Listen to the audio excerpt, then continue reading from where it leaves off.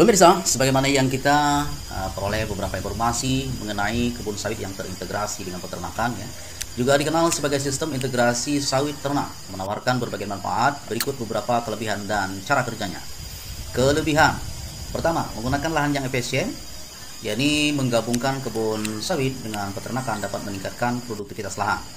Yang kedua, mengurangi biaya. Menggunakan kotoran ternak sebagai pupuk organik mengurangi biaya pemupukan, tentu saja pemirsa. Yang ketiga, meningkatkan kualitas tanah. Kotoran ternak dapat memperbaiki struktur tanah dan kesuburan tanah. Yang keempat, diversifikasi pendapatan. Peternakan menambah sumber pendapatan selain sawit, tentu saja ya. Kemudian selanjutnya, pengurangan limbah. Ternak dapat mengkonsumsi limbah sawit, mengurangi dampak lingkungan. Cara kerja. Pertama, pemilihan lokasi. Pilih lokasi yang sesuai untuk kebun sawit dan peternakan. Kemudian yang kedua, pemilihan varietas sawit. Pilih varietas sawit yang ternak terhadap kondisi lingkungan. Yang ketiga, pemilihan jenis ternak. Pilih jenis ternak yang sesuai seperti sapi, kambing, atau ayam. Kemudian yang keempat, pengolahan kotoran ternak. Kotoran ternak diolah menjadi pupuk organik. Kemudian yang kelima, integrasi pengolahan dan pengolahan kebun sawit dan peternakan dilakukan secara terintegrasi. Contoh model integrasi. 1. Model sawit. Sapi sawit digembalakan di kebun sawit. Kotorannya digunakan sebagai pupuk. Kemudian yang kedua, model sawit kambing. Kambing digembalakan di kebun sawit. Kotorannya digunakan sebagai pupuk.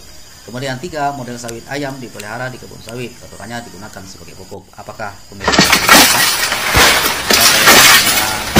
orang petani memelihara kebunnya menggunakan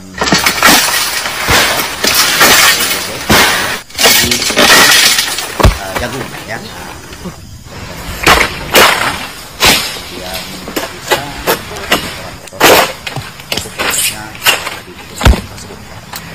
Oke pemirsa, keuntungan ekonomi meningkatkan pendapatan petani hingga 30%, ya. Kemudian mengurangi biaya produksi hingga 20%, meningkatkan produktivitas lahan hingga 40%, ya. Sumber dari Balai Perkebunan PBB, kemudian Kementerian Pertanian RI, kemudian Pusat Penelitian Sawit BPS, Jurnal Penelitian Perkebunan, Organisasi Peternakan Dunia FAO.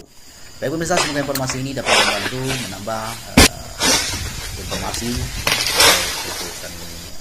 sawit. Baik, dari kami salam petani sehat, yes, salam beli, sampai berjumpa.